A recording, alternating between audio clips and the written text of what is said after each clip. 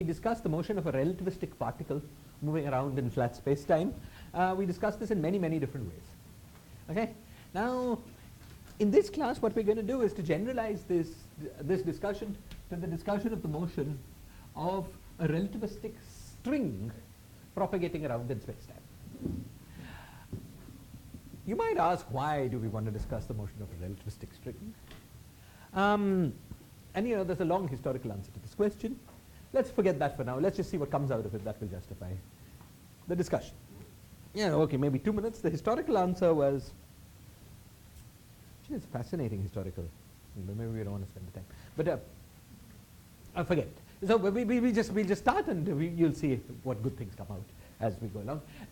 As we go further in the development of the subject, I'll make more historical remarks. Okay. So, what was the action we used for the motion of a particle? Okay. The action we used for the motion of a particle was m by 2 square root of 1 minus v dot squared with minus sign. Okay. That was what we started off saying, but then we wrote it a little more sophisticatedly, like a square root of del x mu by d lambda del x mu by d lambda eta mu. Oh, let's just contract u mu d lambda, or even more geometrically as minus m by 2 integral square root of dx mu dx mu. This, as we discussed last time, had an actual geometrical interpretation. If I have a little path like this, then dx mu is the squared length from this point to this point. Sorry, say again? No, I know I'm better. Minus. Thank you. Thank you. Sorry about that. Okay. Square root minus. Thank you very much. Thank you very much. Okay. Great. So this thing here was a measure of the squared length as we go from point 1 to point 2. Okay. So the what we did was measure the square root of the squared length and added it up. So what we got, our action was the length of the path. Okay, that's clear enough. Now, we're going to try to generalize this to the motion of a string. To start with, our string will be a closed string. Okay, so it's a little loop that's moving around in space-time. And the first question we're going to ask ourselves is, what action are we going to use for the string? Well, there is a natural geometrical analog of the length of a particle world line. Okay, this is the area of the string Worldsheet. So let's just be motivated by that and continue. As we proceed, we will see why this is a good action. Okay, so what we want to do is to write down an action that describes the area of the string Worldsheet. Now, how do we do that? You see, the length was a length associated with the line, but the area is an area associated with two lines. You've got a worldsheet, you break it up into little regions, and you write down the area associated with each of these regions. Now, let's be a little more careful. Suppose we've got a string worldsheet and we've got two coordinates. I'm going to call them sigma and tau. Roughly in your mind, you can think of tau as time along the worldsheet and sigma as space along the worldsheet. At the moment, they're just two coordinates. Okay? So, what I do is I change sigma a little bit. So the vector, I've got this worldsheet. At one value of tau and sigma, we're at some point on the membrane world volume. Now, as I change sigma a little bit, the point on the membrane world volume, the string world volume, changes a little bit. And that change is del x mu by del sigma d sigma. So this is one arrow. On the other hand, if I change tau a little bit, I get another little vector in space-time, another little arrow, which is del x mu by del tau d tau. And then I tile my worldsheet with these tiles. Okay, with these little parallelograms, made out of del x mu by del sigma and del x del tau, and integrate over the whole Worldsheet. That gives me the area of the Worldsheet, area of the string. Is this clear? So what I need to know is what is the area enclosed between these two little parallelograms in this one little parallelogram, and then I integrate, I sum over all of these. Okay? So that's easy. Suppose the angle between this guy and this guy is theta. Imagine we're doing Euclidean, then we analytically continue. Okay? Suppose the angle between this guy and this guy is theta. If the length of this guy is L1, the length of this guy is L2, then all of us know that the area is L1, L2 sine theta. Okay? Now sine theta is an awkward object, especially in arbitrary space-time dimension. Okay? Cos theta is a much nicer object because it appears in the dot product. So let's write this instead as square root of L1 squared L2 squared minus L1 squared L2 squared cos square theta.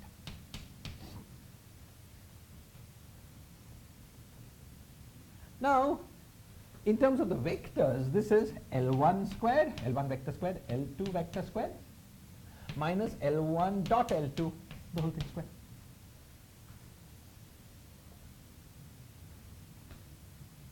Now notice that this is the same thing as determinant, square root of determinant of the matrix L1 squared, L2 squared, L1 dot L2, L1 dot L2.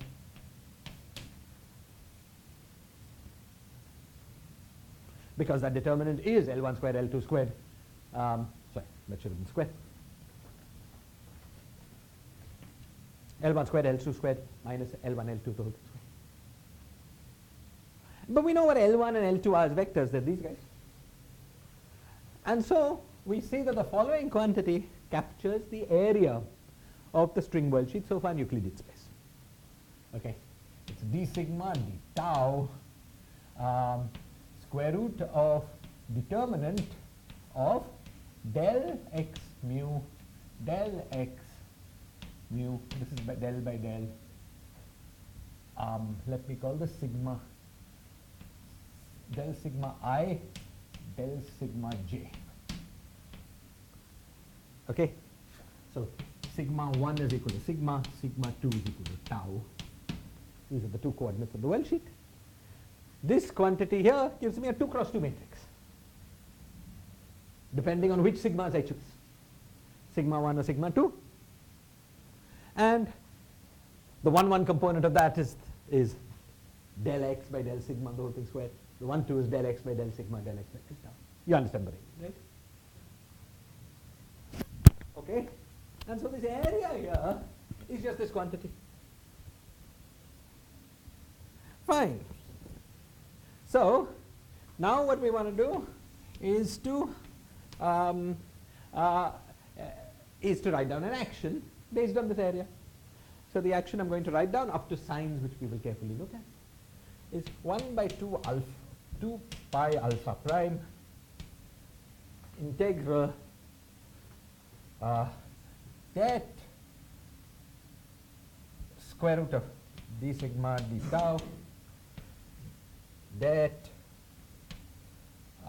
del x mu by del sigma I del x mu by del sigma j.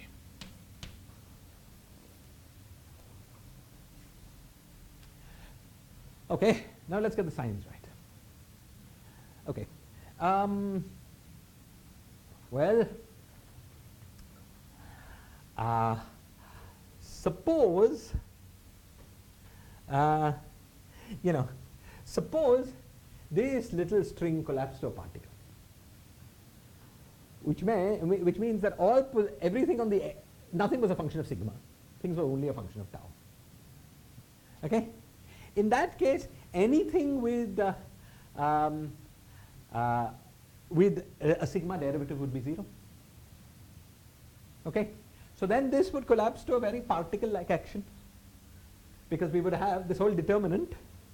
Okay, up to a fact that you would have to get the mass right. Ignore that. You would be multiplying by this quantity. This would have 0 mass because its length would be 0. Renormalize that away. This whole thing here would be del x mu by del tau, the whole thing squared. Okay? And we know that that should come with a minus sign. It should match with this. Okay? Another way of saying this is if I make it a very small tube, this thing should behave like a particle. Okay, anyway. And we wanted a minus there, so we put a minus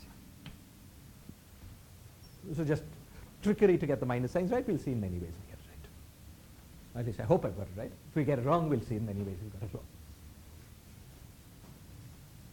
Okay. So this is the action I want to propose. This is the action I want to study for the motion of a string moving around, a Lorentzian string moving around in space-time, in flat space-time. Is this clear? Any questions or comments?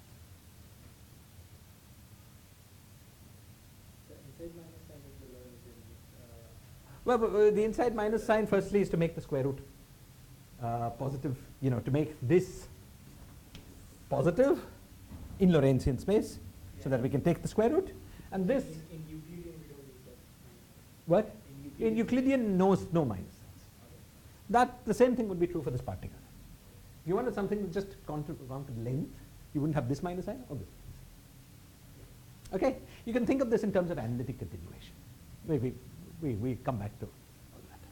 We'll carefully look at analytic continuation between Euclidean and Minkowski when we need it. Okay. So let's move on. So this is the action, and we want to understand how to make how to do quantum mechanics based on this action. Okay. Now, last time we had 4 different methods for understanding the dynamics of a particle moving according to that action. The reason we worked out all those 4 different methods is that we could get a range of methods, one of which might be most convenient for a less trivial problem, namely the one we're working on now. Okay? And the method we're going to choose, because it will prove very convenient, is the one that allows us to get rid of the square root. Okay? The one that allows us to get rid of that E business. Remember, that was the analog of introducing E. So, and the signs are going to kill me here and you guys will help me, but I'm going to propose an action that I claim will do the job.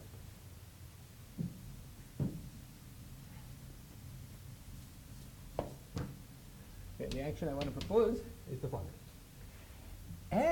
Now, let's see, just for motivation.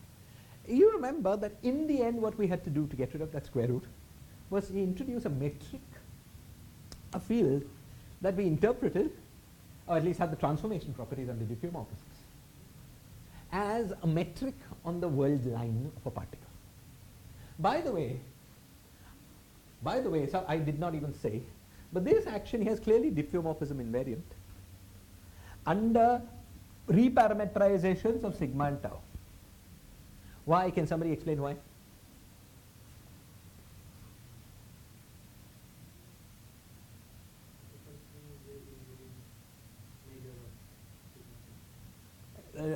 Exactly. So there are 2 ways of seeing this. The first way is algebraically it's obvious, because what we logically it's obvious, because what we computed was the area of the worldsheet in space-time. The coordinates played no role in that quantity. This is just a way of calculating. So if we computed it right, it had to be. Algebraically, you know how under a change of variables, so how does del x mu by del sigma mu, sigma a, let's say, change under a coordinate change of sigmas? Okay, this picks up a factor of del x. This is del x mu, let's say del x, del sigma prime b by del sigma a, del x mu by del sigma prime b. I'm using the chain rule. Okay.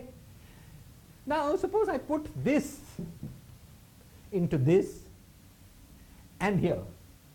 Do you see that what's happening is that the matrix is getting multiplied once from the left and once from the right? So we're computing a determinant of a matrix which is something matrix times old matrix times this quantity, this Jacobian quantity. So it will be like J old matrix J transpose. Okay, where if I define this as the matrix J and this as the matrix M, okay, we find that M is equal to J M J transpose. Now we're computing the determinant. But all of you know two wonderful properties of determinants. A, that the determinant of a product of matrices is a product of determinants. B, that a matrix transpose has the same determinant as the matrix itself. So, sorry, prime. Yeah. So we get det M is equal to det J, the whole thing square, times det M prime. Okay, but we've got a square root. So this det M square root is equal to det J times det M prime, the times square root of det M prime. Now you know that the measure also transforms by a factor of the Jacobian. And you look carefully at which way the Jacobians go, you see it cancels. That's basically because these guys are in the numerator, while those guys within the denominator. So it's going to cancel. Okay? So algebraically also we see that this is this is invariant under diffeomorphism. Notice, by the way, that this is only invariant under single valued diffeomorphisms. Because there's this ambiguity about a plus minus and taking the square root here. So if it's single valued everywhere, this thing never goes through 0. So everywhere it's either plus or it's minus. But if it flips, then funny things happen. And this is essentially the point that you don't want, if you have a non-single valued reparameterization, you can get extra area because you've got the surface and you can cover it like this. We're computing the area, so you'll also compute the area under the fold. So you'll overcount the area. Okay?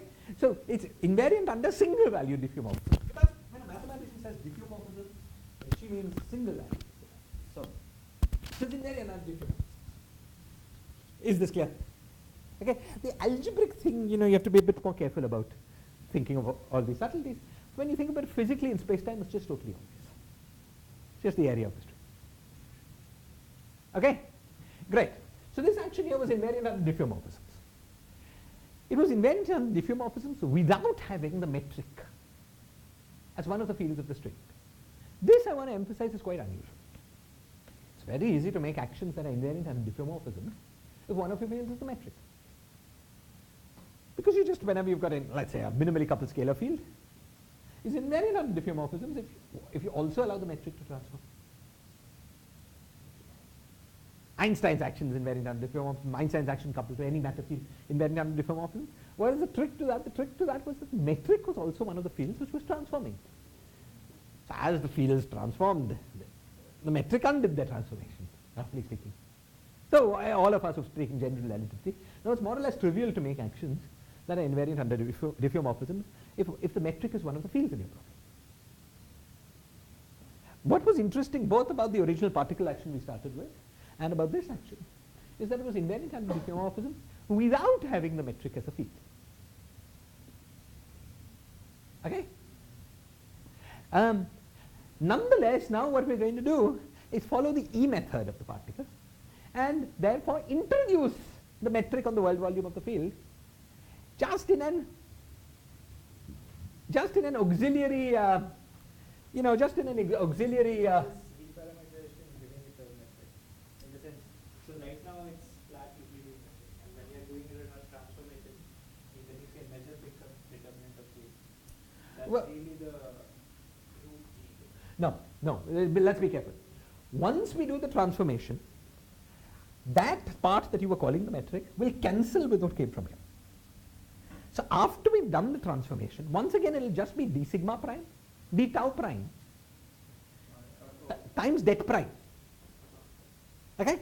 So it's not going to be like after we do the transformation, it behaves like it's a non-trivial metric. Yeah. This is the important point. That without If that had been the case, then the only way to make it diffeomorphism invariant would have been to put a square root g factor. But it's diffeomorphism invariant without that square root g factor. Is this clear? Okay? However, we can now undo this beautiful feature of this action. And by the way, that was also totally clear because all this was the area and space-time. The coordinates on the manifold were totally a fake. The action was the area and space-time. You don't need coordinates on the manifold to measure the area in space-time. It's just the area. Area in the ambient space in which it's propagated. The coordinates were just a convenient way of calculating that area. Is this clear? Okay? However, we're going to, for algebraic convenience, we're going to undo this pretty feature of the action by introducing metric. Very much like we introduced E for the particle. Okay? And so our action is going to take the form. I'm going to claim that this action, and we'll have a lot to discuss about it, that this action, square root g, g alpha beta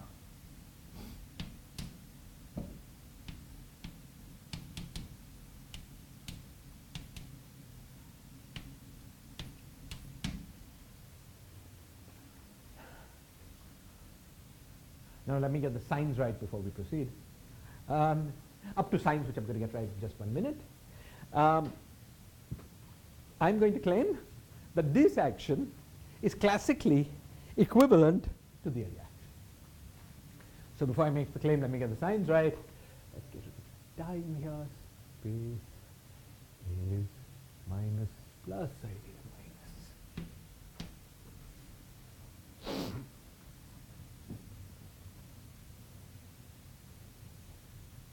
I'm claiming that this action is algebraically exactly the same as that. I mean, it describes the same classical dynamics as that. What are alpha beta index? Alpha beta index is what we call A here. Sigma and tau. Sigma and tau. Just the coordinates on the worldsheet of the string. Sorry for switching notation. G alpha beta is the induced matrix. Maybe I'll call it, no, it's a new field. A, B. A and B. So it's an excellent question Schumann asked. Schumann asked, there is a natural notion of a metric, namely the metric induced on the string by the metric in spacetime. Let me explain what he means. What Schumann means is the following. Look, we know that the distances in spacetime are given by g mu nu, let's call that eta mu nu. dx mu, dx mu. Therefore, distances on the worldsheet of the string, okay, can be given by just plugging this in and plugging in x as a function of sigma I, and then using the chain rule. So we get eta mu nu del x mu by del sigma A, del x mu by del sigma B mu. Let's forget this eta. Yeah? D sigma A, D sigma B. And this would now be an effective metric on the string, which is traditionally called the induced metric because it's induced by the notion of distance in spacetime. What this does is, if you want to know what the length along a direction on the worldsheet is, you just measure the length that vector makes in spacetime. Right? The string worldsheet is embedded in spacetime. You give me a little arrow on the worldsheet, it's also a little arrow in spacetime, and I can measure its length. That's what this formalizes. Okay? However, while we're going to see very soon that the equations of motion will set this close to something closely related to this. At this stage, this is a logically independent quantity. It is like E was for the particle. It is a new degree of freedom. It is a variable which has nothing to do. Even calling it a metric is in your head. It's just a new variable. Okay? So you remember when we introduced E, we went to a formulation where there were d plus 1 degrees of freedom. So this is that. How many fields do we have here? We have d fields for the x mu's and 3 new fields for the metric. So we've gone to a formulation with d plus 3 degrees of freedom. Is this clear? Without the square root. Now without the square root, exactly. This is the price we pay for getting rid of the square root. Okay? Now the first thing I want to do is to convince you that this action and this action are the same. Yes? Still d sigma t tau, yes. d 2 sigma, correct. Yes? So when we introduced Yes. just one was enough to remove the square root, right? So here you need three, but what I think is like, it doesn't matter what is inside the square root, just one is enough to remove the square root and we get equal to the number. You can remove the square root in an ugly way, but to do it in a way that such that your variables transform nicely under diffeomorphisms is not. You see, you have to not just get rid of the square root, but get rid of it in a useful way. Now, 1 was good. Algebraically, 1 will continue to be good. As you say, it will get rid of a square root. Okay? However, 1 will have no natural geometrical interpretation. 1 was nice in that case because it has a natural geometrical interpretation as a metric on a one-dimensional manifold. One object cannot have a geometrical interpretation as a metric on a three-dimensional or two-dimensional manifold. Okay? So we want, getting rid of the square root is one of our tasks. But getting rid of it in a way that is interesting, beautiful, and useful is a completely different thing. Okay? We want to do it in a way that will keep diffeomorphism on these coordinates simple. So is it because we somehow want to relate it to like a metric or like gravity field? Is that the motivation for making it? Well, the motivation is to have a formulation that maintains diffeomorphism invariance in a simple way. Okay? Such that all objects transform under diffeomorphism in a familiar manner. Okay? In the end, whatever works, it's okay, right? And whatever works and is useful. That's how it really goes. You try zillions of things, and then one thing makes it to the textbooks because it's useful. Yeah? You have to be sure. Okay. So now let's get to that. Let's get to showing the equivalence between these structures. So if you remember how we did it for the particle, what we did was to eliminate E and show we got the old action. So let's do the same thing here. Let us eliminate G. So to do that, we need the equation of motion that follows from bearing G. Okay. So let's vary this with respect to G upper. How did I fix the sign? I fixed the sign because okay, I'll tell you how I did it in my head. I did it in my head because I know the physical propagating degrees of freedom are going to be spatial, and I wanted them to have correct kinetic term. So on the Worldsheet of the string, if we use the metric minus plus, like I will always do, then if I didn't put this sign to be minus, xi's would have minus xi dot squared plus xi potential, which I don't like. Okay? But of course the real justification is that the algebraic equivalence. Okay, so if I manage to show algebraic equivalence with this sign, that will fix the sign. That was just a cheap trick that I used. Okay, so let's go. So, so now what I'm going to do is to compute the equation of motion by varying G. Let me vary with respect to G upper.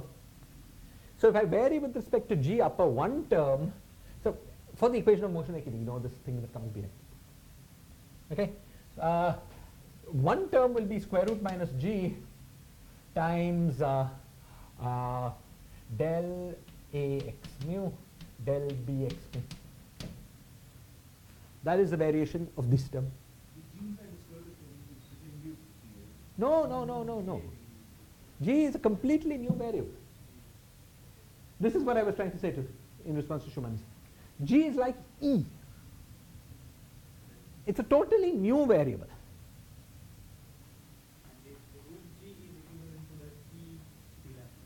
Is equivalent to that E d lambda. Exactly.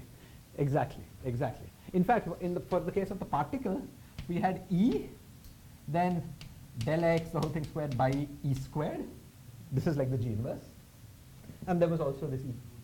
And then there was another term, the analog of which we will not have. So this is like the root G, this is like the J inverse. Is this clear? Okay. Fine. So this was one term. Now what about the other term? The other term requires us to vary the square root of the metric. Okay? But you know, all of you guys know how to do that because you've all studied general relativity. You know that that will give us minus GAB by 2 times root G, root minus G, times del A x mu del B x mu. I mean GAB.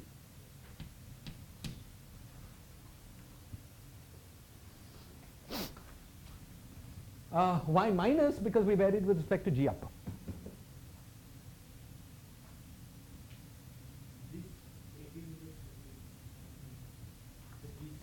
Yeah. Let me call it CC.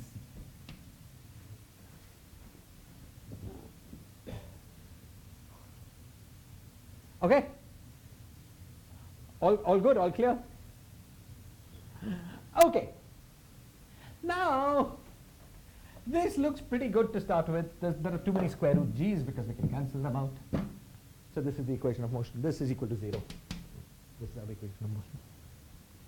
So logically speaking, what I want to do is to take this equation and use it to solve for GAB. Looks good. There are 3 equations. There are 3 variables GAB. Looks like I can solve for GAB using this equation. And at first you might think, well, this GAB is just this divided by this, and then we solve. But you have to be a bit careful.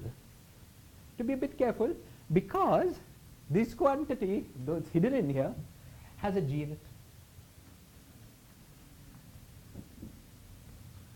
Okay? And in fact, that is not an innocuous thing. Let me explain why it's not innocuous. Suppose you give me a solution. Okay? You give me a solution to this equation. You find some GAB that satisfies this equation. Suppose you do that. Now, your solution is, this is GAB yours. And I take your GAB and multiply it by e to the power phi to get GAB mine. Oh. Okay, so GAB yours, you take my solution and multiply it by e to the power phi to get GAB yours. Now, let's see, I'm claiming both these will equally well satisfy this equation. But if one satisfies, so does the other. Why is that? You see, G inverse, this thing here, though we've hidden it, we hid it because of a comment by Schumann, but we'll restore it just to make everything clear. This thing here has a factor of G inverse. G inverse transforms like e to the power minus phi. But this quantity here transforms like e to the power plus phi. So the e to the power plus phi and the e to the power minus phi cancel out. Notice that phi need not have been a constant for this. Phi could have been any function of sigma mu's.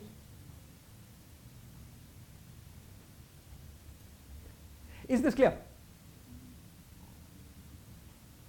Okay? Is this clear? So what we conclude is that this equation is not good enough to uniquely solve for GAB. That if you give me one solution of this equation, I can give you another solution by taking your solution and multiplying by any e to the power phi. Now let's go back and look at this action here to see structurally why this happened. Suppose I take this action here and make the following field redefinition. GAB is equal to GAB prime times e to the power phi. Can you say that this term here will transform like e to the power minus phi? But this term here transforms like e to the power plus phi. So these two cancel. Why does that term transform like e to the power plus 5? Because each component of G transforms like e to the power plus 5. The determinant is quadratic in those components, and then you take a square root. Okay? So you might have thought that this action, okay, you might have thought that this action here was a function of the metric on the worldsheet of the string. But it's not. It's only a function of the action modulo Weyl transformations. What is a Weyl transformation? This is a Weyl transformation. Taking a metric and multiplying it by a scalar function which could be varying in position. Okay? Taking a metric and getting a new metric by multiplying it by a scalar function which is varying in position is a Weyl transformation.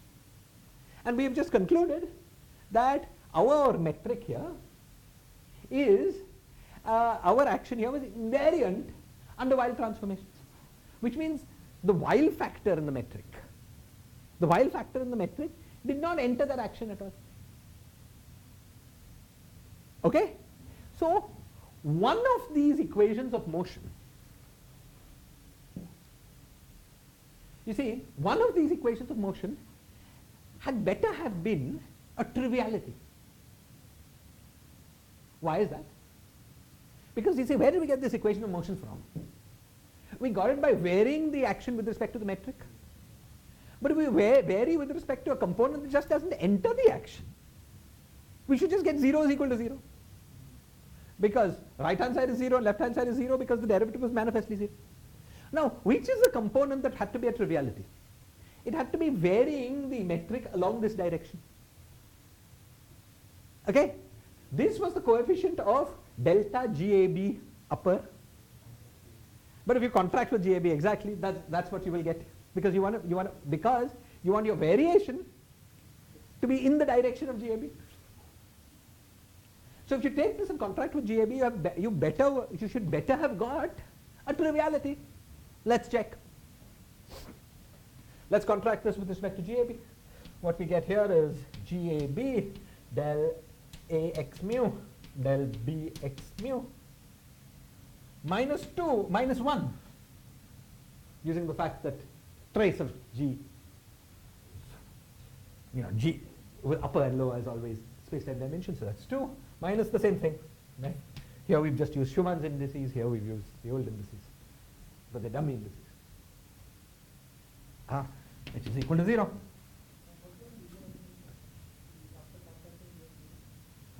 Why did we know we had to get 0? Let me say this better. You see, when we made such a variable change, phi disappeared from the action. Now, how do we get equations of motion? We get equations of motion by taking fields and making an infinitesimal field redefinition, varying and seeing how the action changes when we make that infinitesimal field. But if we make this kind of field change, G goes to G times a phi, we know beforehand that the action will be invariant under that change. So this variation should just have been 0 is equal to 0. Okay? Now, what we got here was the most general variation with respect to delta GAB. If I want this variation, I want delta GAB to be of the form GAB times a constant. Okay? So if I want to compute the change in the action, I take this and multiply by delta GAB upper. But if I plug in that delta GAB upper happens to be of the form GAB upper times a constant, then I must get 0. And now we've just checked it algebraically. Is this clear? Fine. So now something that might have been worrying you should have gone away. The thing that might have been worrying you was the following. You see, when we first got this equation, everything looked good. It looked like we had 3 variables and 3 equations. Then I told you that phi does not enter that equation. So now you might have been worried. You might have been worried that actually we have only 2 variables but 3 equations. But now when we've looked at it more carefully, we've seen that one of those equations was an identity. So we have 2 variables and 2 equations. These are not 3 equations, they're 2 equations. Because one of the equations is an identity. And their role in life is not, so they're not good enough to determine G. They're only good enough to determine G up to scale transformations. But that is enough. Because if you give me a G, I give you a G times e to the power 5.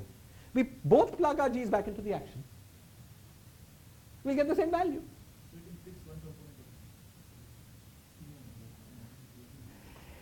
G is determined by this equation of motion only up to an ambiguity. However, you and I fix our ambiguities in different arbitrary ways. We take our G and plug it back into that action. We will both get the same answer because the action did not care, was invariant under multiplying G by 5. Okay, that is the situation. How we'll use this, we'll see as we go.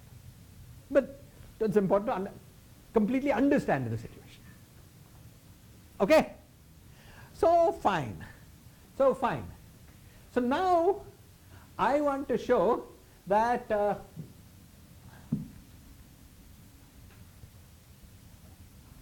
despite the fact that we cannot completely solve for G, you understand to what extent we can. Right? We can solve up to an equivalence class of these e to the power 5s because there are two equations. So now I want to show that if I plug this in, I get the same action. Yes, sir. Yes.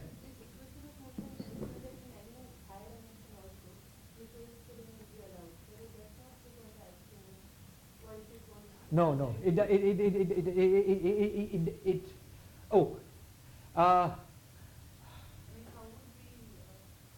Well, let's see.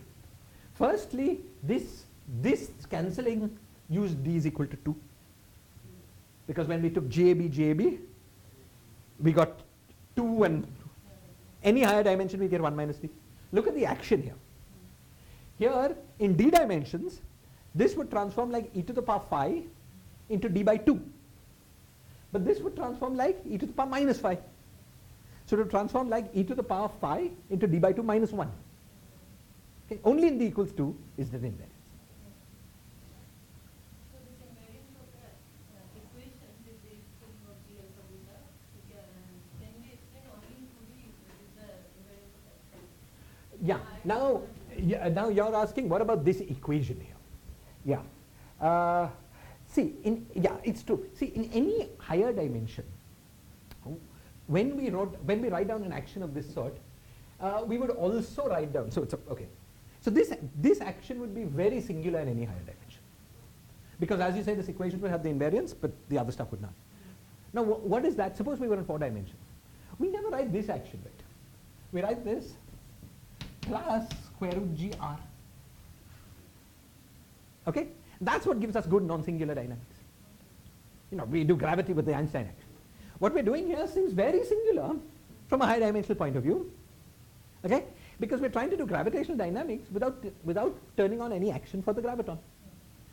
Why are we doing this without this term in 2 dimensions? It's because in 2 dimensions square root GR is a total derivative. So it does not contribute to the equations of motion.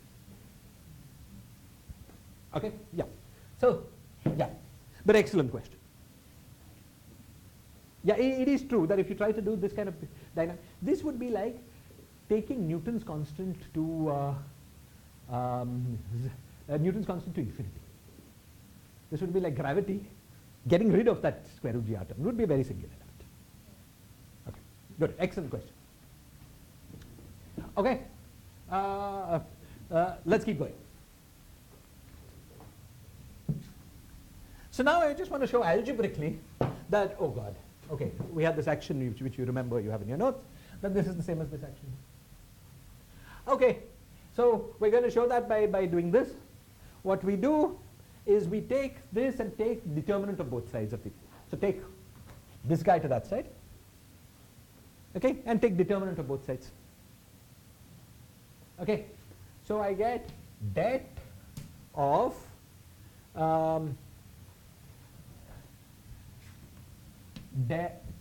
del x mu by del sigma A, del x mu by del sigma B. Okay, this quantity is equal to det G times, now if you've got a 2 cross 2 matrix multiplied by something, the determinant is multiplies that quantity square. Det G times det times this quantity. Del m x mu del m x mu by 2, the whole thing square. Clearly? Now I take square root of both sides of this equation. Oh, I put a minus here and take square root here. I need the minus because we always take square root minus g in the Lorentzian manifold. So this is square root minus g. And this gets rid of this. And do you see this is what we wanted to prove? I'm sorry. Because our original action was minus 1 by 2 pi alpha prime times this. Our new action was this 2 pi. I mean, this is true. I'm just multiplying two things that are equal by the same quantity. But then I take this 4 here, this extra 2 here, that becomes 4. This was a new action. And this was the original action.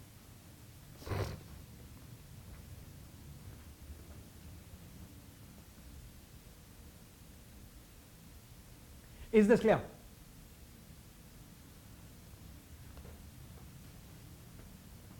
Is this clear? Was this too fast? Was this too tricky?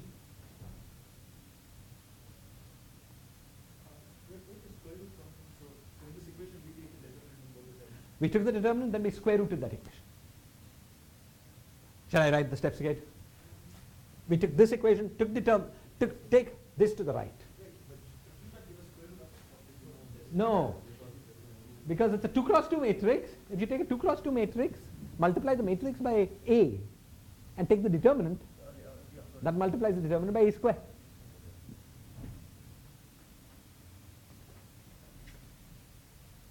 Is this clear? So this tells us that the new action that we're going to get is the same as the old action, up to this subtlety that we spent so much time understanding here. Okay? And what is this subtlety? Do you see that from the, as we explained here, from this point of view, given x motion, g is not completely determined. G is only determined up to a Weyl factor. This is different from our treatment of the particle. In our treatment of the particle, given x motion, E was completely determined. E was square root of x dot square. Do you remember? So if you knew what x was doing, E by equations of motion was fixed. Okay? That's in some sense why introducing the new degree of freedom did not change the classical problem. Introduced a new degree of freedom, but it was completely determined by its equations of motion without any initial condition. It's algebraically determined in terms of the old degrees of freedom. So there were no, the set of solutions of the old problem and the new problem are the same. Okay? Here, something similar is happening. There's no derivatives of G. Okay? G is being determined, but not completely determined. So what can we say about the relationship between the two problems? This problem is a problem we want to solve.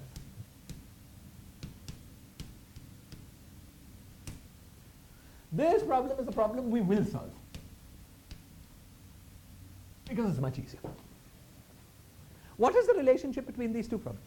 You see, for every solution to the equation of motion of this problem, there's an infinite number of solutions to the equations of motion of this problem. Schumann finds one solution, and then Advait multiplies his, takes the x mu of sigma as the same as Schumann, takes g alpha beta same as Schumann, except that he multiplies it by an arbitrary factor e to the power sigma. These are both solutions. they both correspond, given one x mu, given any solution to this problem. All of these infinitely many field configurations are solutions of the new problem. So the new problem and the old problem are not the same. However, they can be made the same if we declare a rule. If we declare that we are not interested in solutions of this function, we are interested in equivalence classes of solutions. Any two solutions that differ by a Weyl transformation, just by declaration, will be treated as the same same solution. Why is that? A, because there is a one-to-one map between solutions of the problem we really want to solve and these equivalence classes. But B, because the action of any member of the equivalence class is the same. It's the same for the new problem, not the same for the old problem. Well, in the old problem there was no G. It is the same as the action of the corresponding solution of the old problem. That's what this shows. You see? Exactly. Exactly. If x mu's are the same, then g's are determined up to this Weyl factor. There's no freedom in what g is apart from this Weyl factor. The Weyl factor is totally free, but it does not enter the action. You see, we see this in algebra. As long as there was a g that obeyed this equation, the action for that g is the same as the action for the x's of the old problem. We didn't need to say which g. Of course we didn't need to say which g because they all give the same action. We've seen that. Is this clear? If you solve the old problem, Yes. the solution to old problem is just x mu. You've got some x mu Solution to new problem is g and x. and x mu. And you're saying that all the g's which are Weyl Yeah, I'm saying that everything up to a Weyl transformation, that equation, determines g in terms of x. Okay? I'm just saying that I just have to take the x mu from the new problem and that's the solution of the old problem. That's the solution of the old problem. That's all. That's all. That's all. That's all. How does that derive different equivalence classes? You see, because now suppose we just take the new problem on its own terms.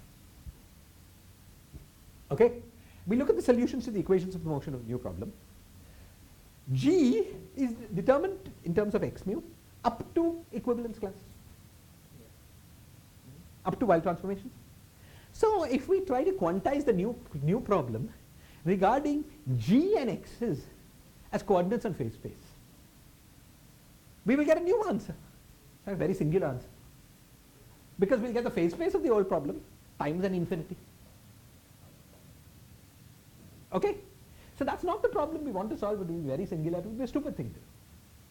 If we take the new problem on its own terms, forgetting about the old problem completely, then what is the Weyl-Post problem? The Weyl-Post problem is quantizing the theory after regarding g's that are Weyl related to each other as the same point in phase space. Is this clear? Excellent. We also have to show that both the problems have the same degree of freedom, right? Because the new problem has additional degrees of freedom. But we just showed that this equation the equivalence removes one of the degrees of freedom. and this equation removes the other two.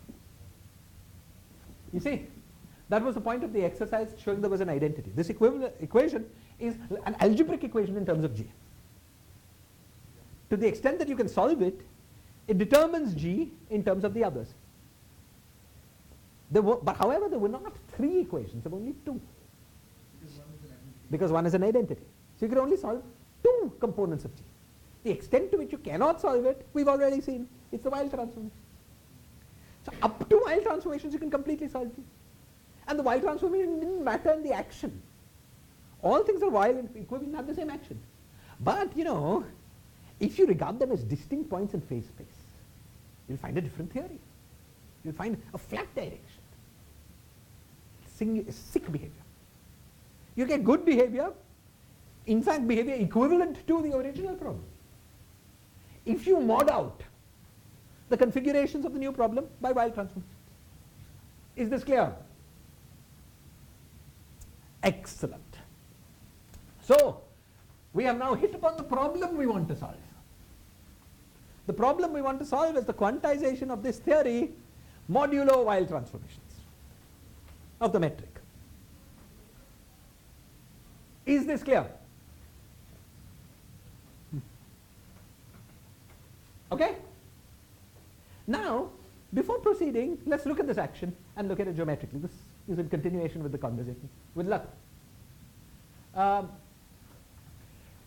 This action is the action of D minimally coupled scalar fields coupled to a space-time varying metric. It's what you would call gravity coupled to minimally coupled scalar fields in 2 dimensions. Once you realize that the square root g r term is a total derivative, so you could put it or not put it depending on your taste. Classically, it will not change anything. In fact, we will come back to the square root g r term. It will be related to the Dilaton string. But we'll come back to this slightly later. Okay? So what we are trying to solve is the problem of 2-dimensional gravity coupled to D scalar fields. Sounds like, you know, since we're interested in understanding gravity, it sounds like this would be an interesting problem to solve independent of its motivation of quantizing strings. But it's sort of nice. The motivation with quantizing strings gave us the right version of the problem. We should not try to solve the problem by itself. We should only try to solve it modulo Weyl transformations. Okay. Now that we realize that it's a 2D gravity problem, and your minus sign came because of this minus sign, Lata. You understand, right? Okay. Now that we realize that this is a 2D that's problem of 2D gravity, we can look at the gauge invariances it has. Any problem in gravity has gauge invariances which are coordinate transformation invariants. So this problem, because it was a problem of diffeomorphisms are a gauge invariance of our problem. Okay? So there were 2 gauge invariances because it was a 2D gravity problem. But we now realize there are 3 gauge invariances in our problem. Because there are the diffeomorphisms and there is the Weyl transformation. So what we are supposed to do is to solve the physics of this problem with the usual gauge invariance of Einstein theory plus the additional gauge invariance, namely that of Weyl transformations. Previous ones are redefinition of sigma and tau. The previous ones are just redefinitions of sigma and tau, coordinate redefinitions of sigma and tau. So let's say that explicitly. Suppose I take a solution to this action. Okay. I find a solution. You perform a coordinate change on that solution and give me a new solution. As functions, these are different solutions. But we do not regard them as distinct physical solutions because these all have the same action. Again, unless we regarded the space of solutions of a theory of gravity as modulo diffeomorphisms, we would get a sick theory if we try to quantize that theory. Phase space would have 6 flat directly. Very much like our Weyl transformations. Okay? Your solution and a coordinate transformation of your solution are not going to be regarded as distinct solutions. They're the same solution. That feature was there here as well. If I give you x mu as a function of alpha, sigma alpha, and you do a coordinate transformation on that, that's the same solution. And because this was also a diffeomorphism in there. So the diffeomorphisms of this action are inherited from the diffeomorphisms of this action. What's new is that this action has an additional Weyl transformation. Is this clear? That it's a symmetry is of course obvious. We've seen this. And that we are supposed to mod out by it is clear from our starting point. All good? Excellent. Yes? Why don't you consider Weyl series scaling as function of I can define the Well, what is Weyl transformation? Weyl transformation acts on G alpha beta and x mu in the following way. Goes to e to the power 2 phi G alpha beta of sigma and x mu of sigma. Oh, sorry. Yeah. How does it differ? It's totally different things. Yeah. Yeah. Okay? Yeah. Okay. Of course, there is going to be some relationship between the two. If you conform the transformation, we come to that. Come to that. But at this point, they're entirely distinct. Excellent. All good? Let's keep going. We also have the Poincare symmetry of spacetime. That is true. That is a global symmetry. But that's much smaller because it is a finite dimensional global invariance. What we are talking about here is gauge invariance. Let us look at the difference between the two. Suppose you give me one solution and I give you a boosted solution or a rotated solution. It's true that from your solution I can make my new solution. But these are not regarded as the same solution. Okay? If I throw the chalk in this direction, or I throw the chalk in that direction, these are related by rotations, but they're different, right? If you happen to be there, you'd be hit. Your Advait would be hit. Okay. These are distinct solutions. Okay. Related by global symmetry. What we've been emphasizing here is the gauge invariances of the problem. That is, the apparently different functions, all of which are to be regarded not as similar solutions, but as the same solution. More precisely, given a classical theory, there's this very important notion of phase space. That is the space of inequivalent solutions to the equations of motion. The phase space of this theory is the set of functions x mu of sigma, GAB of sigma, modulo diffeomorphisms, and Weyl transforms. Is this clear? That is the precise thing. Okay. Now, when you have a global symmetry, two different points of phase space may be very similar. You know what's happening here, you also know it. But that's different. The phase space includes them. Is this clear? Wonderful. Any other questions? Okay. So let's move on. What we're now going to do is to take this theory and quantize it. Okay? And we're going to use the fourth method. And that's of course why we had four methods. We went in the last class, we went up to the point where we got the method we're going to use for the complicated problem, and we stopped. What was the fourth method? The fourth method was to fix diffeomorphisms. To set E is equal to some convenient value by fixing diffeomorphisms. And then impose the equation of motion that came from varying E as a constraint on the dynamics of that problem. Okay? That was the method I left partly as an exercise to you people. But since you're such diligent students, everyone has solved the exercise. Okay? Excellent. So now we see what's particularly pretty about this problem. The new degrees of freedom that we introduced were 3 in number. The number of gauge transformations now we have are also 3 in number. There are 2 diffeomorphisms and 1 Weyl transformation. So now we have enough gauge invariance to completely get rid of these new metric degrees of freedom. Okay? Now, we were dealing with the worldsheet of a string. I will assume, actually on a cylinder it's true, but ignoring minor small subtleties, which we will come back to in more detail than you want, I assure you. Okay? I will assume that it is always possible to use these 3 degrees of freedom to set the metric to be flat. That is, ds squared is equal to minus d tau squared plus d sigma squared. When this is violated depends on the topology of the space-time we're working on. And as I promised, we will examine global issues, global constraints and setting something like this in great detail later. Okay? Right now, actually, this is correct for the cylinder. And that's all we need. Yeah, we'll come back to more careful consideration at this point. Okay.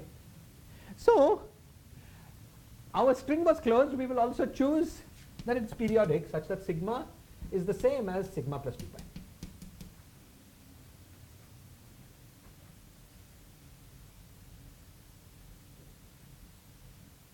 Okay?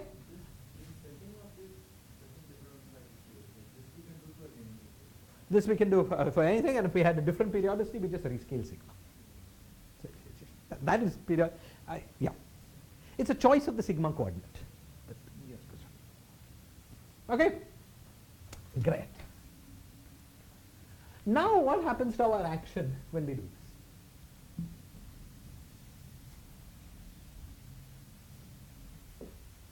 this? Our action becomes the following. S is equal to minus 1 by 4 pi alpha prime. And then we get what? We get, first let me write it out, d sigma tau. And this is x del A x mu. Let's write it out. X mu dot minus x mu prime x mu prime.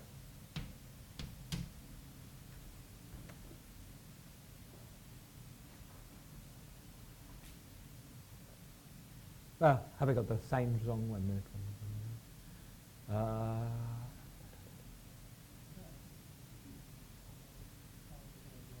Yeah. Wait, let's get all signs carefully. I have been working in conventions in which space directions in the metric are plus. So when I replace this by the metric, I've not yet done anything with that, right? So, no, I got this wrong.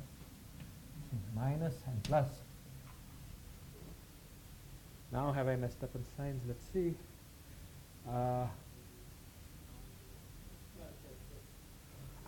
And then this minus. Yeah. So this is equal to 4 pi alpha prime d sigma d tau x mu dot minus x prime.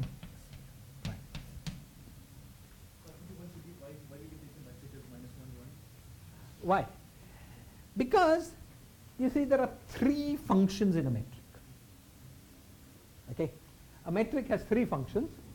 So you could hope that if there are no topological restrictions to this fact, you can use diffeomorphisms to set the metric to the form this times an overall factor.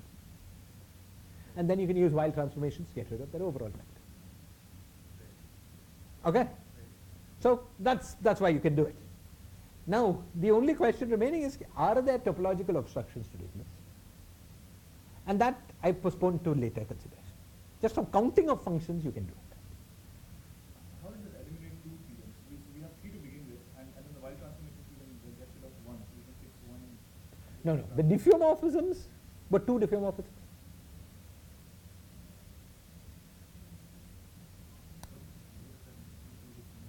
You could take sigma and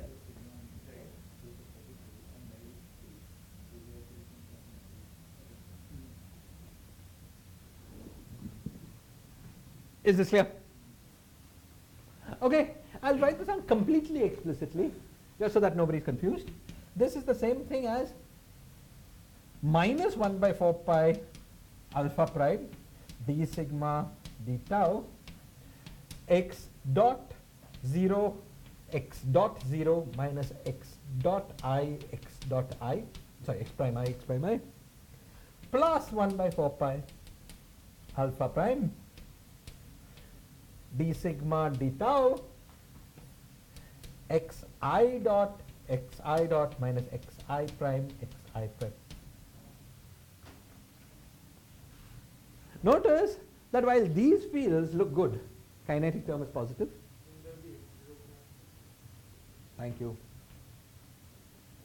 This field looks bad because its kinetic term is negative. This will be related to the fact that we can eliminate x0 as we finish. It will turn out that of these d fields, only d minus 2 are physical, as I'm going to show you now. Okay? But this is what this action is. Okay. Now, before proceeding, there is another structural issue that we have to focus on. That is not, that is of course, you see, we want to work with a periodic string. And I'm going to choose my sigma coordinate to have this periodicity. It's not necessary. If there was an open string, I will choose the length of sigma from one end to the other to be pi. It's just a convention because you can rescale your sigma to.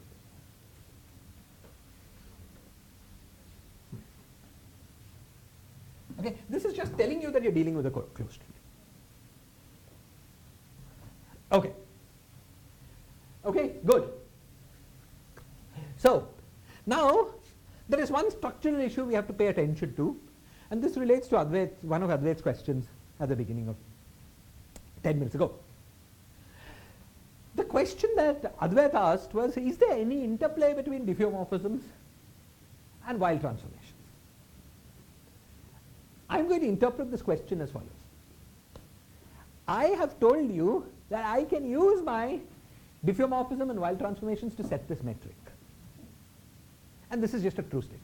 Okay? Proving it takes a little more time, but it's a true statement. Well, something I've not told you about is whether in doing so I have completely used up all my diffeomorphism and Weyl transformation freedom. Do you understand the question? The question is, I'm claiming, and it's true, that you can take an arbitrary metric here and up to diffeomorphism and Weyl transformation, set it to this guy. But could it be, does that completely fix the gauge freedom you have in your hand? Or is there some leftover gauge freedom? Lorentz transformations on the Worldsheet. Yes, that you can do. That you can do. That you can do. However, those are minor. There's more.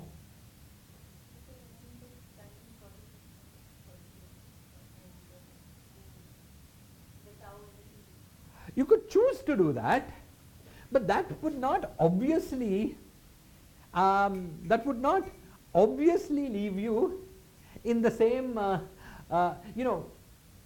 the question, the mathematical question we have to ask is, are there diffeomorphisms plus Weyl transformations that leave this metric unchanged? Only if that question, the answer to that question is yes, can you do anything further? Because if any diffeomorphism plus Weyl transformation you acted on changed this metric, then you have no further freedom. Is this clear? So what we need to figure out is, are there diffeomorphisms and Weyl transformations that leave this metric unchanged? And in order to do that, we're going to do a small change of coordinates. I'm going to understand this, we're going to do a small change of coordinates. So there are two things in this elementary string theory that kill you. One is signs and second is square root 2's. Okay? So I'm going to try to, as far as possible, to follow Kulczycki's conventions, and you guys will correct me when I go wrong. I'm going to define the following. Sigma plus minus is equal to 1 by square root 2 tau plus minus sigma. Okay? So we move to light cone coordinates in space-time. Sorry, on the Worldsheet of the string. I will sometimes have need, not immediately, but I will sometimes have need to, so I will immediately define it, to define x plus minus in space-time. Okay? And I will do that by taking the d minus 1th coordinate, x d minus 1, so t, so x0, plus minus x d minus 1 by square root. Same conventions, Worldsheet and space. Okay? Much more natural in the Worldsheet, by the way, because in the Worldsheet there are only 2 coordinates. So there are no choices. In space-time it's a very unnatural thing, because I choose 1, 2 plane and choose light cone coordinates in that. It's somehow very ugly. And through much of the course we will avoid doing this ugly stuff. No, d damage. That's why I chose d minus 1. So the coordinates run from 0 to d minus 1. Okay? The second thing we don't need for what I'm going to do now, but we will soon need. Let's go back to the sigmas. Okay? So in terms of sigmas, this action here is minus 1 by 4 pi alpha prime integral. Now we have to get the factors right. So let's see, del plus x mu, del minus x mu.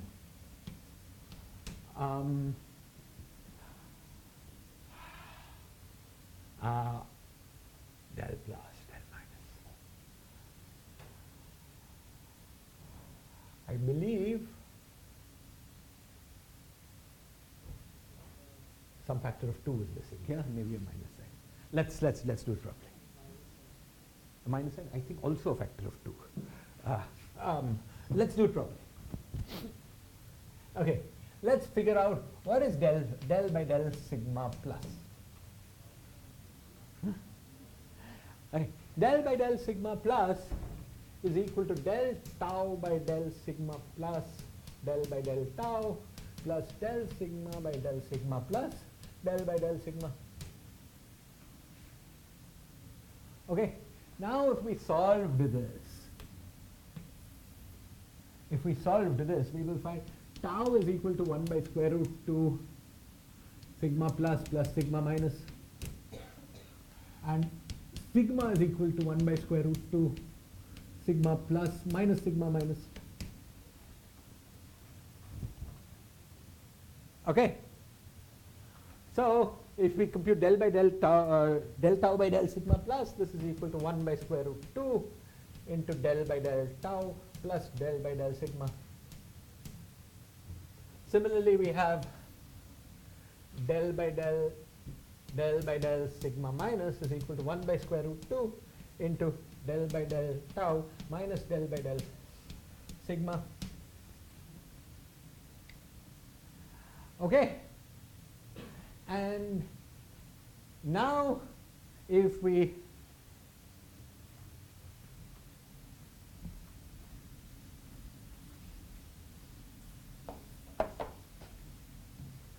take this, let's compute what del plus del minus is.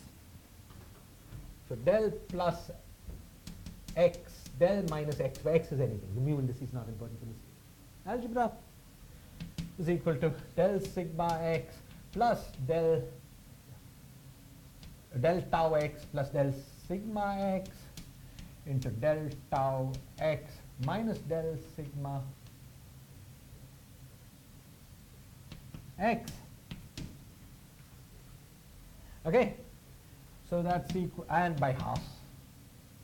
So that's half del tau x the whole thing squared minus del sigma x the whole thing squared. Okay, and so this quantity, so we conclude that del plus x, del minus x is equal to minus half del ax del ax.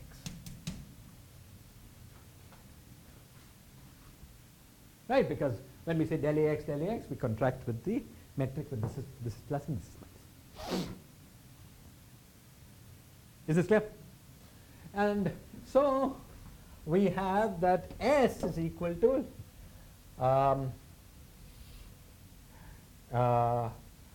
I multiply by 2 and minus, so S is equal to minus 1 by 2 pi, or plus 1 by 2 pi alpha prime del plus x mu del minus x.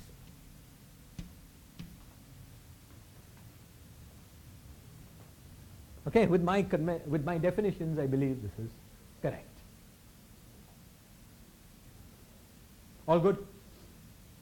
Please check this kind of algebra, because, you know, we'll get the mass of the tachyon wrong if we get the factors of 2 wrong, and then tracing back will be terrible job. So please, I'm relying on you guys to watch my algebra like a hawk.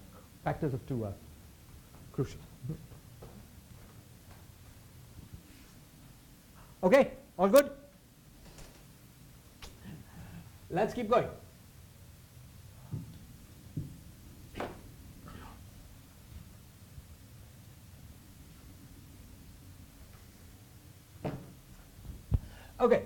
So this is our action. And now I want to know, okay, anyway, this was not needed for this algebraic point, but we'll need it very soon anyway, so it's good to have it. Okay. I want to know, so basically, another way of saying that is that the metric here, you see, anyway, the metric here up to some number which is irrelevant for this discussion, some 2 minus 2 plus minus, is ds squared is dx d sigma plus d sigma minus. In fact, this is easy to figure out. It's 2. 2 d sigma plus d sigma minus. In fact, it's minus 2. Okay. The metric in terms of sigma plus sigma coordinates is minus 2 d sigma plus d sigma minus. Now, the question we were asking was, are there diffeomorphisms and Weyl transformations that leave this metric unchanged? I'm claiming the answer is obviously yes. First, I'm going to give you the structural answer. Suppose I can find a diffeomorphism. Advanced suggested a diffeomorphism that didn't change the metric at all. Lorentz transformations, and that's great. But that's a small thing. Suppose, and that's the only diffeomorphism that doesn't change the metric. But I've got more, I've got Weyl transformations. Suppose I can find a diffeomorphism that changes the metric by a Weyl rescaling. Then I can use the freedom of Weyl transformations to unchange the metric. Is this clear? So the question is equivalent to, what is the set of diffeomorphisms that changes this metric only by a Weyl scale?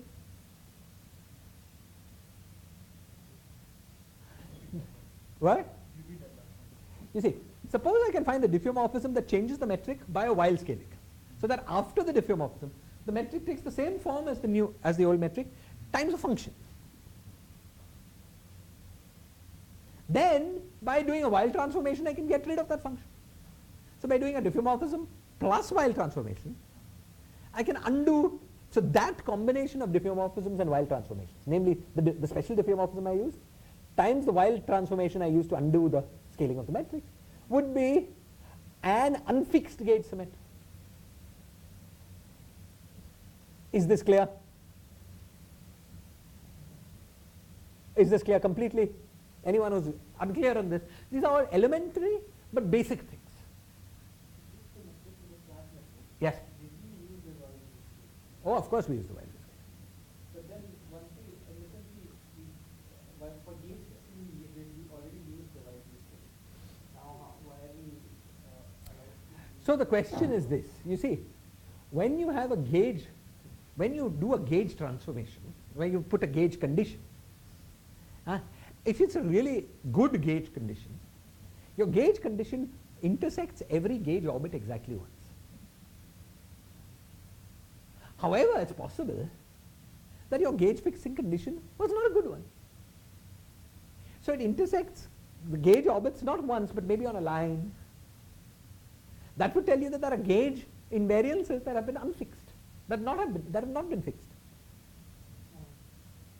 This is what we are investigating. Has the gauge condition, the condition that we put the metric to be flat, has it completely used up our gauge freedom?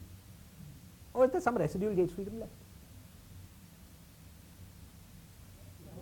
How do you prove the Weyl rescaling and the diffeomorphism that is going to be now were not fixed by the diffeomorphism? They were not fixed because they leave the metric unchanged. You see, what was our condition? The condition was that we go to the flat metric. Now, if I can do another Weyl plus diffeomorphism and stay in the flat metric, then I could have compounded the old Weyl plus diffeomorphism by this new thing and also got to the flat. See, it's equivalent.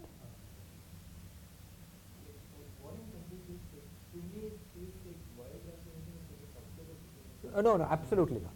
Absolutely not. Weyl transformation is this transformation. Let's look at what a diffeomorphism is.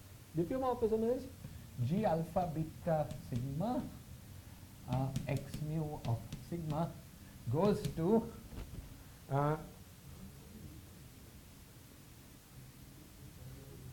okay. If you want to do one of these, you take this sigma, let's say sigma a, and make it a function of sigma prime. So G alpha beta sigma A as a function of sigma prime, X mu sigma A as a function of sigma prime, and then multiply these by the appropriate Jacobian factors, those matrix factors. So there's some multiplication here. There's also changing the dependence, the coordinate dependence itself. This coordinate dependence change happens both in x's and in g's. Here, you're not changing the functional dependence at all. You're just taking this and multiplying it by some factor. Do you understand? At the level of geometry, a Weyl transformation changes lengths. A diffeomorphism is just two different ways of labeling the same manifold. A Weyl transformation gives you a new manifold with different lengths. Lengths can be rescaled up or down. These are completely different things. And how, in this case, diffeomorphism and Weyl transformation gives back the... I'm going to show you how it does that. But first, the logical point. If you can find a combination of diffeomorphisms and Weyl transformations, then do it, you've done your job. Is this clear? But if these two things are undo each other, They're same. So in that particular case, acting on these metrics, they will act. that doesn't mean that for every Weyl transformation. It does not mean. Yes. So it's exactly that question. Are there a set of special diffeomorphisms whose effect can be mimicked by a Weyl transformation? That's another way of asking. It's not true in general, but are there special ones that have this property? That's the question we're asking. Excellent. Now the answer is almost obvious when you look at this metric. It's much harder to prove in higher dimensions, to enumerate in higher dimensions. But here it's very obvious. Why? Okay, excellent. Like you said, suppose I take sigma plus is equal to some function of sigma plus. And sigma minus is another function of sigma minus. Then how does this metric change?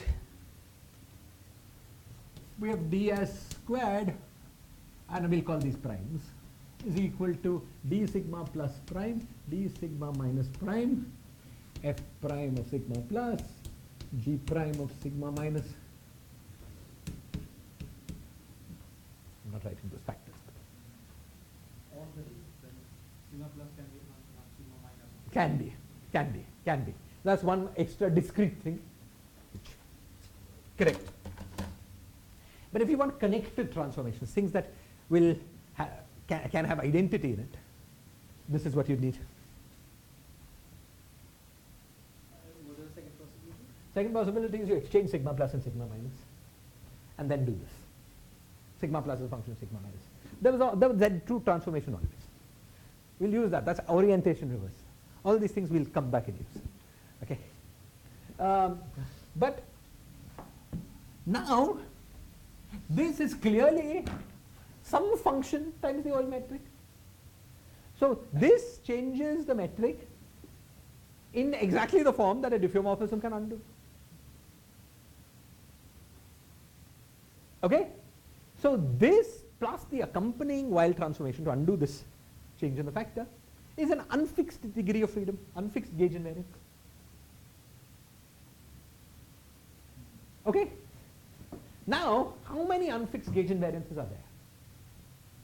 There are as many unfixed gauge invariances as two functions of one variable. Now, you might think that something's gone wrong because there's plenty of unfixed gauge invariances. And you might think, how did the basic counting go wrong?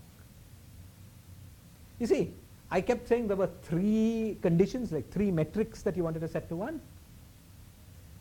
And we have three function worths of invariance.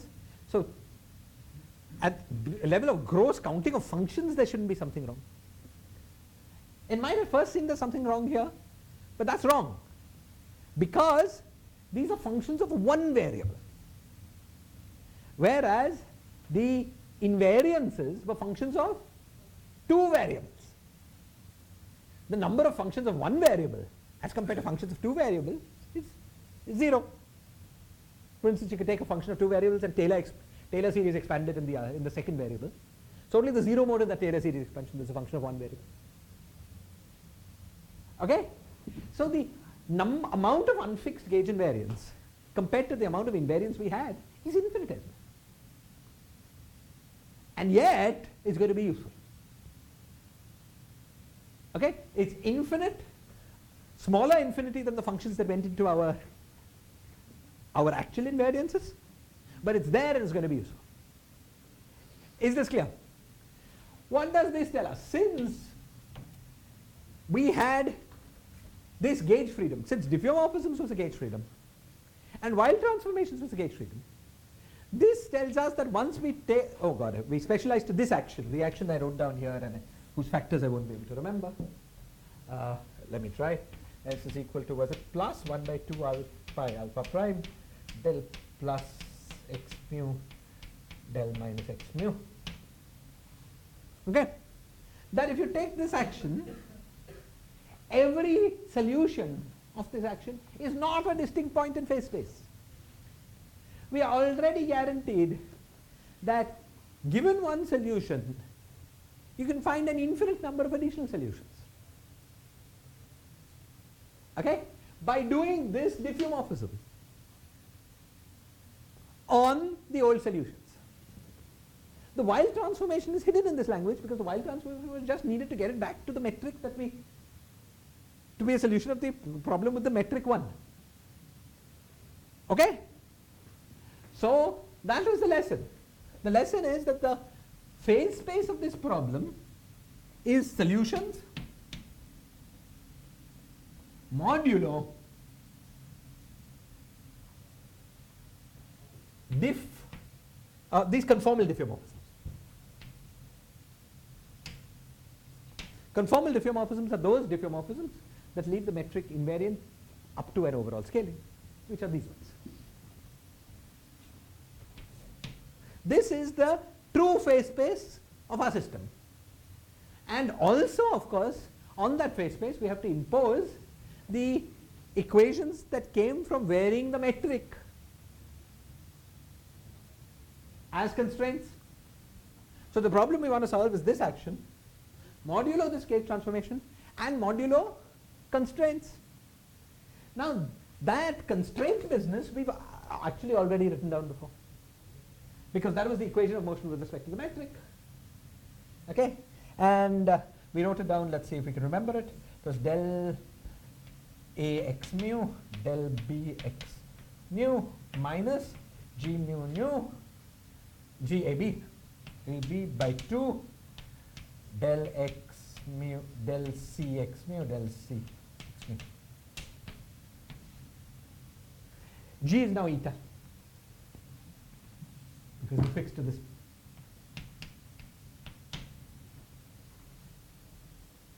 This is supposed to be equal to 0.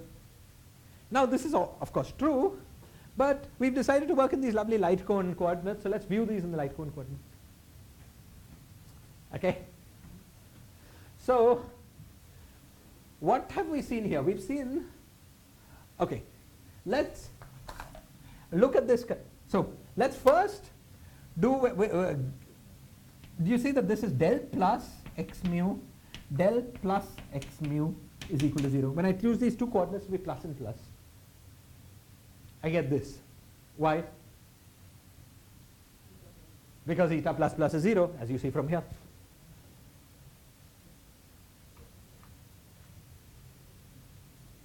Okay? On the other hand, similarly you get del minus x mu, del minus x mu is equal to 0. On the other hand, if you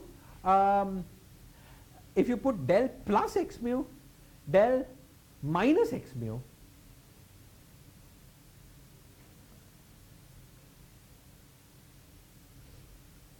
let's see what that is.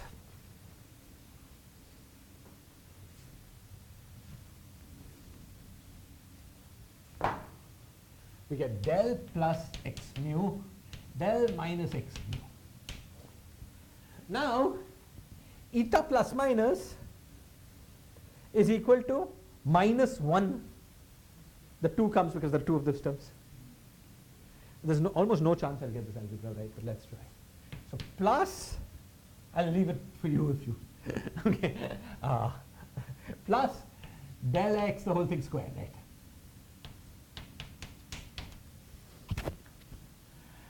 Now the next job is to find what del x the whole thing square is.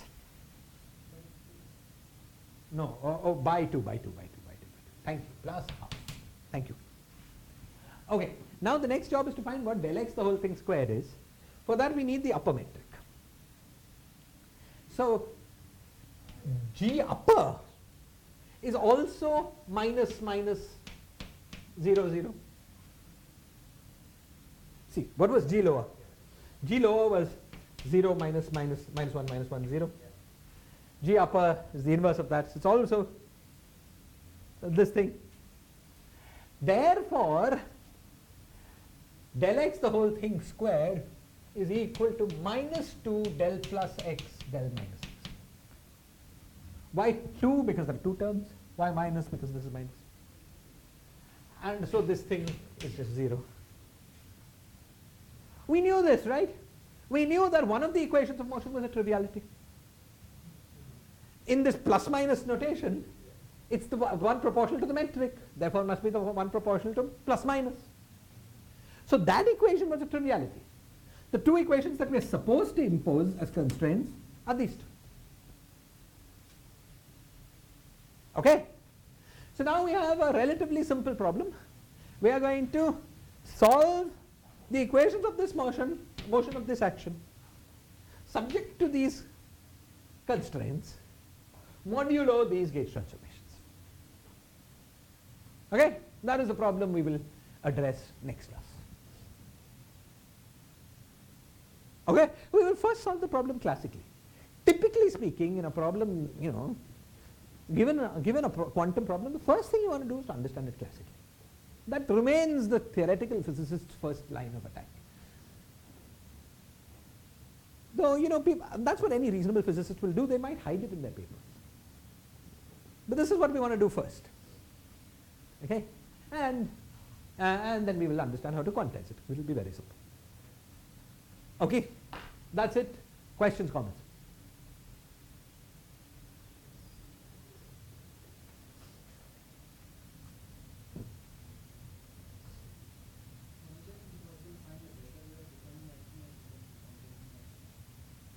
You're free to try.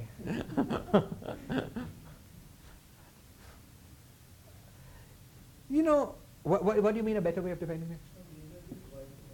Yes. But I just want to point out how beautiful what we've done is. We've taken an action. If you remember, what we started with was this horrible square root thing, which is highly interacting action. And we've taken an action and reduced it to a free action. Can you see that? So it's a free problem now, modulo some constraints. So we've taken what is a very difficult problem and converted it into an almost trivial problem. So it's not, it may seem complicated, but at the level of algebra, what we've done is a miracle. We've really simplified the problem.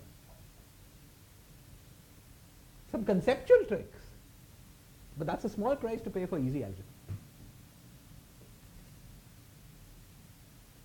Is this clear?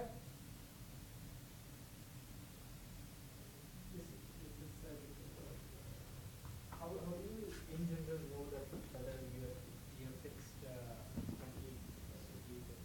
Well, there are two versions of this question. You may be worried about infinitesimal gauge transformation, or you may be worried about discrete gauge ambiguities.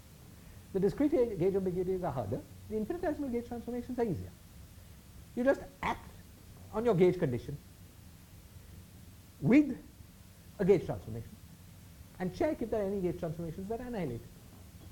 That's what we did.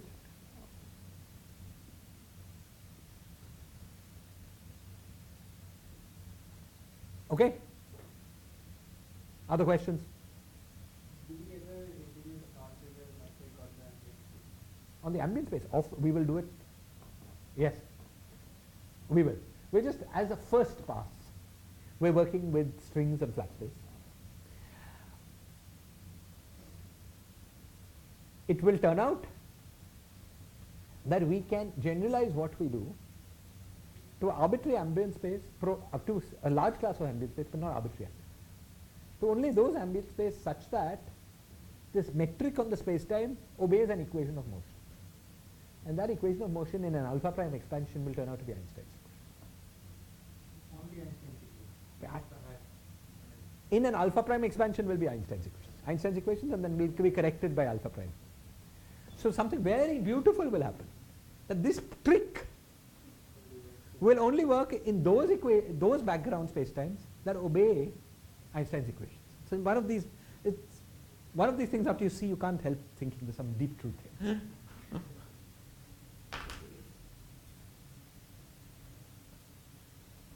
Yes, but that is for the future. First we understand flat space. Also, there is a short answer to why what are the topological problems you said where you can't fix the Worldsheet construction planning?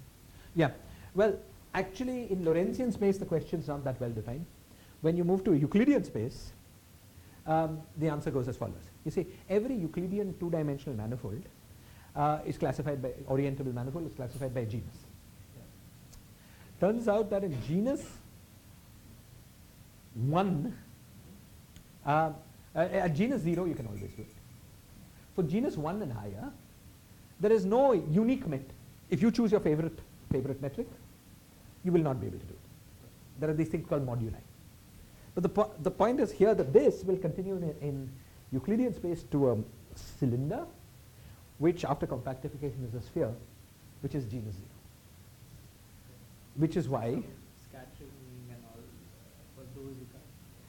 for those also we can, in fact there's unfixed gauge invariance, which is the remnant of what we said, which we can use to set 3 of the vertex operator special points on genus 0.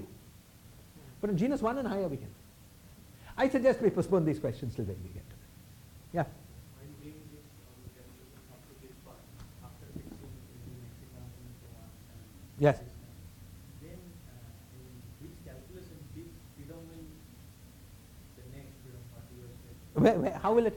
What we're going to do, as you will see, is quantize a theory. So in order to do that, we have to identify the phase space of a theory and find a symplectic form of the phase space. And what we will see is that, I mean, we've already seen that phase space will appear to have an infinite degeneracy. And we will have to fix this additional freedom.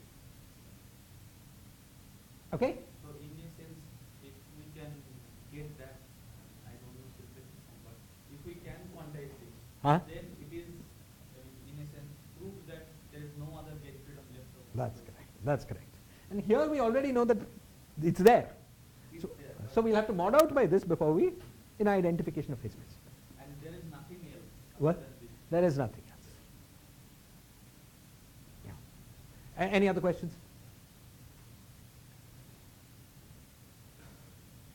Okay, let's go.